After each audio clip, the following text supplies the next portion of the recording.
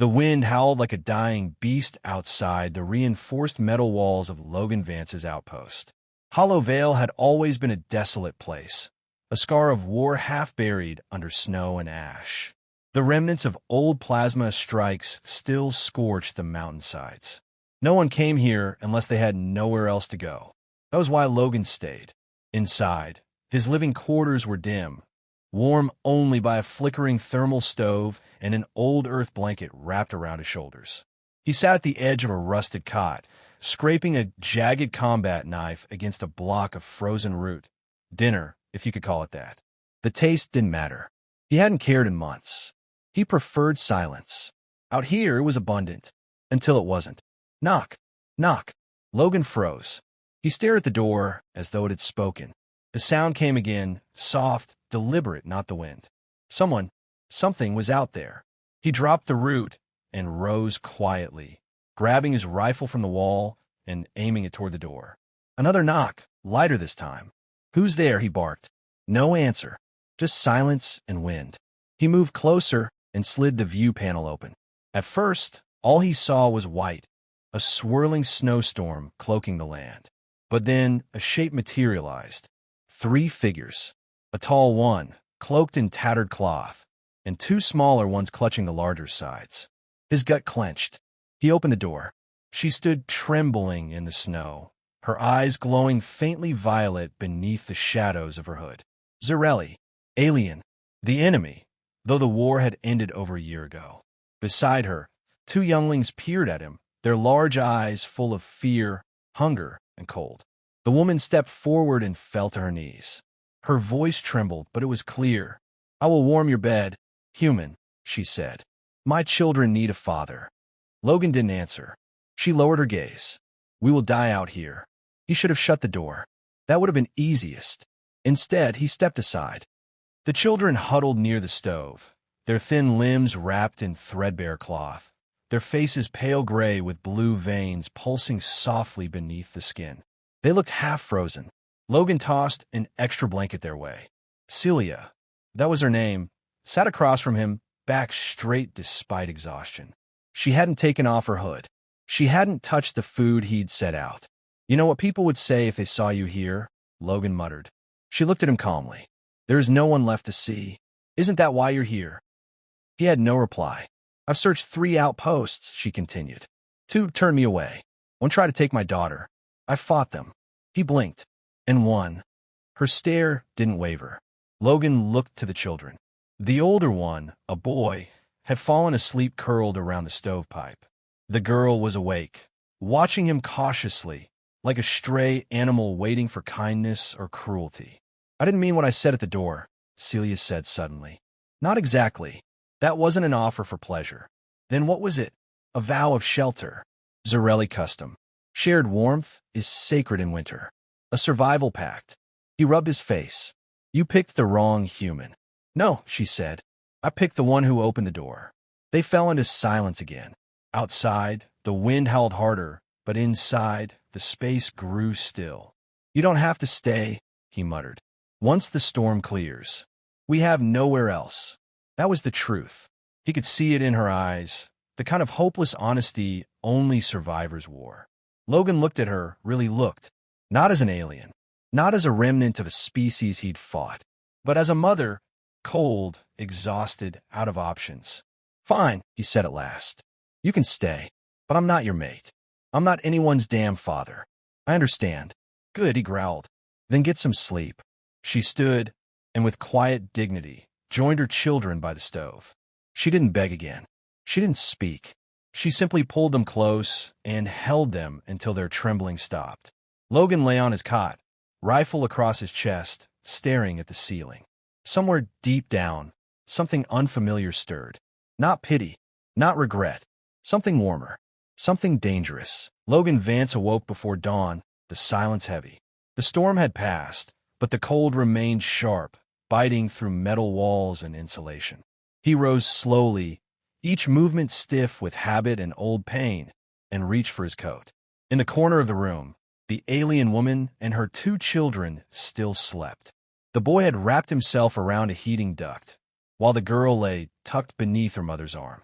They hadn't stirred once in the night. Logan stared longer than he meant to. In sleep, the Zarelli widow looked almost peaceful, less alien, more tired. Just tired. He shook the thought away and turned to the small stove. Fuel was low, food lower. They couldn't stay forever. By mid-morning, Celia was awake and moving about his home with surprising ease. She'd found his cracked hydroponics panel and was already working on it, her slender fingers nimble and sure. She didn't ask for permission. "You touch all your host's gear?" Logan asked flatly. She didn't look up. The nutrient stream was blocked. "If we fix it now, your crops might live another month." He crossed his arms. "You know hydroponics?" "I had to. After the war, food was scarce. Still is." She nodded once. "Then it's good we're both used to surviving."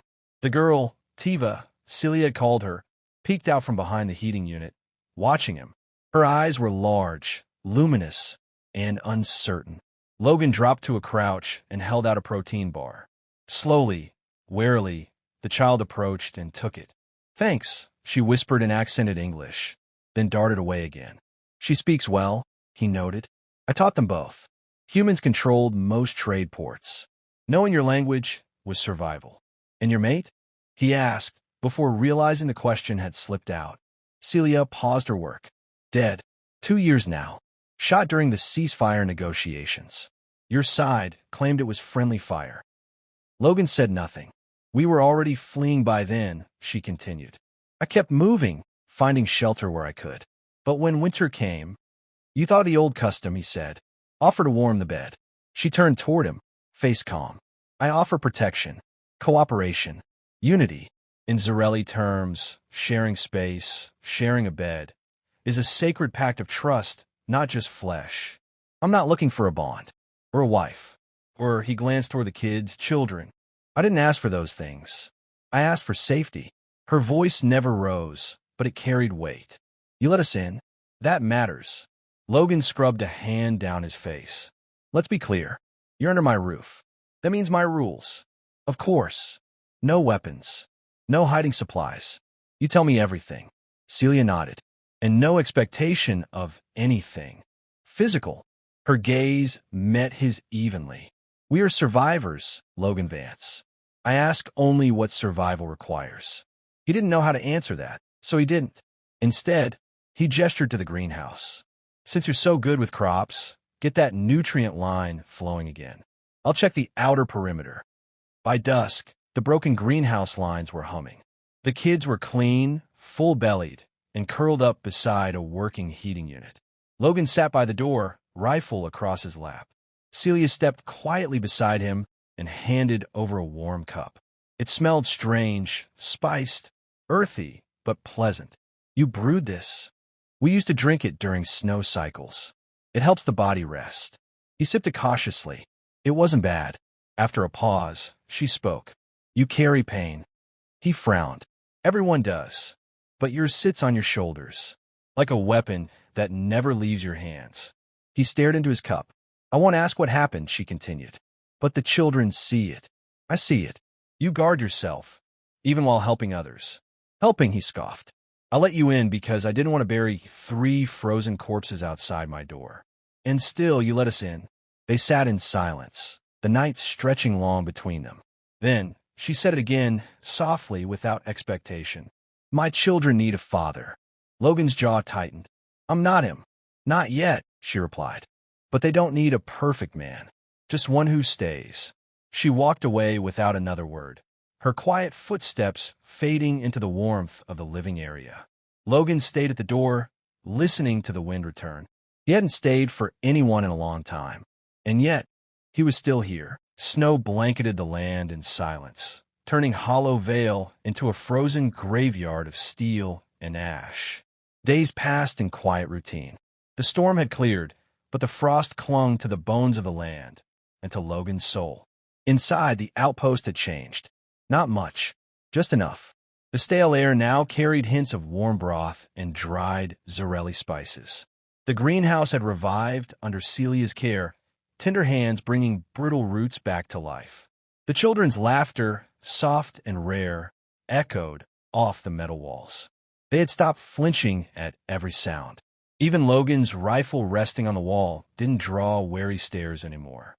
Tiva had begun drawing in the dust on the floor. Ron had built a makeshift spear out of scrap and asked Logan to teach him to fight like a human.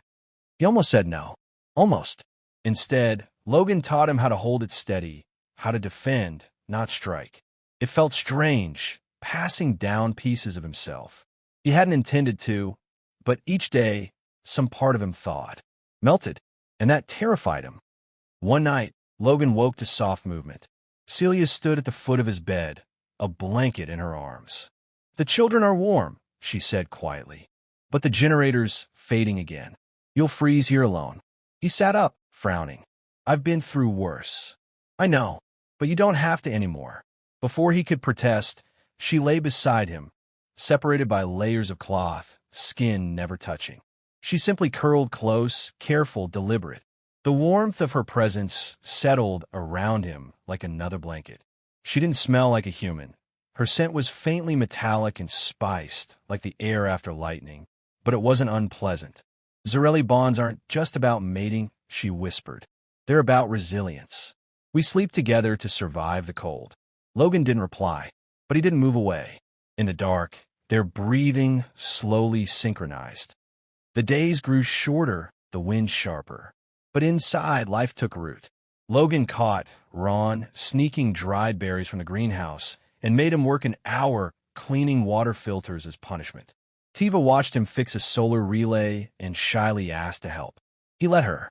He started talking more during meals, mostly to the kids, telling old Earth stories about dogs, trains, oceans they couldn't imagine. Celia listened silently, sometimes smiling with that small, knowing look she wore when she saw more than he meant to reveal. One evening, after a particularly good stew, Tiva tugged on Logan's sleeve and whispered something in Zarelli. Celia translated, voice soft. She asked if it's okay to call you Duran. "It means not just father, but the one who guards our home." Logan stiffened. "I'm not." "She knows," Celia said gently, "but it helps her sleep." He looked at the little girl. Her wide eyes sparkled with hope. "Yeah," he muttered. "It's okay." Tiva smiled and leaned against him. For the first time in years, he didn't pull away. The peace didn't last. Just before dawn, motion sensors pinged. Logan rose instantly, weapon in hand. Celia was already dressed, ushering the children into the back room. Through the scope, Logan spotted two silhouettes, humanoid, armed. Raiders. Scavengers who preyed on forgotten places like Hollow Vale. They weren't just passing by. He handed Celia an old sidearm. "You said you fought." She nodded once, checking the power cell. "I'll take the front. If they breach, I won't let them hurt the children." The fight was quick, brutal. The raiders expected an abandoned post, not a soldier with traps, barricades, and fury. Logan dropped one before they reached the wall. The other tried to flank. Celia dropped him with a single pulse shot. When it was over, Logan leaned against the doorframe, chest heaving. Celia approached him, not as a widow, not as an alien, but as an equal. "They'll come again." Word spreads. "Then we fortify," he said. "Together." She gave a slow, solemn nod. They were no longer strangers. That night, the children didn't ask. They simply climbed onto the cot beside him and Celia. He didn't stop them. Outside, the world was frozen and broken. But inside, their breath warmed the air. Their hearts beat steady and close. For the first time since the war, Logan felt something deeper than survival. He felt alive. Logan stood atop the ridge overlooking Hollow Vale, snow crunching under his boots. He scanned the valley with practiced eyes, fingers resting on the grip of his rifle.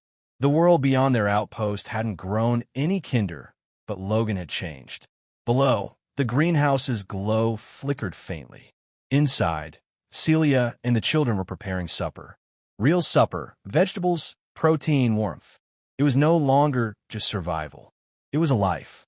A hard one, but his. He never expected that.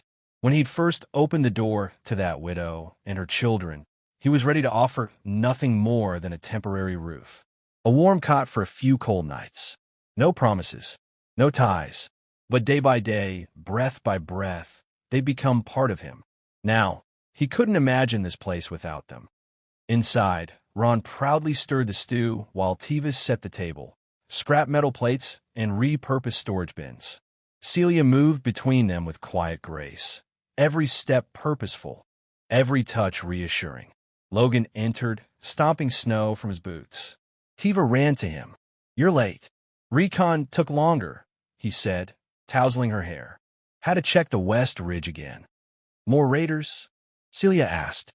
"No sign yet. Just tracks. Could be scavengers." She nodded. "Still, we'll be ready." Their eyes met. That word again, we. It had crept in so gradually he hadn't noticed. They sat for dinner. It was warm, rich with herbs Celia had grown herself. Ron babbled about making traps. Tiva spoke of starting her own garden section. Celia simply watched Logan, her eyes softer than they'd been in weeks. After the children drifted off to sleep, bundled together in their cot, Celia approached him by the stove. "You're leaving," she said. He blinked. "What?" "Your pack. You checked your rifle 3 times during dinner. You're preparing for something." He hesitated. "There's a group forming east of the ridge. I don't know who they are. Could be a scouting party, or worse. I'll take a sweep in the morning." She stepped closer. "Don't go alone." "I always do." "You're not alone anymore." Those words settled heavily in the room. Logan looked away. "If something happens to me..." "You came back for us during the last raid. You had the kids." "No," she interrupted. "You could have stayed in cover. Waited. Instead, you ran straight into danger for us." Logan exhaled slowly. "You asked for protection. That's all I've given." "No," she said, softer now. "You gave them safety. You gave them structure. You gave them hope. And me? You gave me warmth." Her hand brushed his. Logan swallowed. "Celia, I still don't know how to be what you and the children want. I'm broken in ways I can't fix." She smiled faintly. "You think I'm whole? My mate is dead. My homeworld's in ruins. I came to your door with nothing but fear in my throat. And yet," she leaned in, her forehead touching his. "We're still standing." They stood like that for a long moment, 2 broken people holding each other together. The next morning, the wind howled again. Snow fell in thick curtains, covering all signs of the world beyond. Logan prepared to leave anyway. Celia was waiting at the door, rifle slung across her back, eyes sharp. "I told you," she said. "Not alone." They moved like a unit now, clearing tracks, checking the perimeter, laying new warning sensors. When they reached the ridge, Logan spotted it. A signal flare. Old Earth tech. Green. Logan's breath caught. He recognized it. It was a distress call from an outpost like his. A human call. "We're not the only ones left," he whispered. Celia stared at the light. "What does it mean?" "It means someone else is out there. Could be a colony. Could be nothing. But," he looked at her, "if there's a chance, we might not have to stay hidden forever." She nodded. "Then we plan. Together." Back home, the children ran to them. Tiva clutched Logan's hand tightly, her face buried in his coat. Ron demanded to know if they'd found any wolves.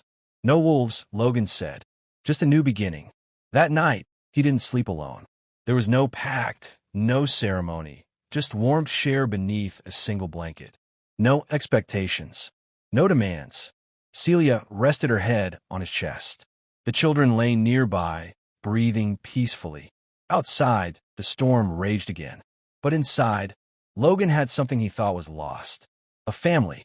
And for the first time since the war ended, he whispered something he never thought he would again. "I'm home."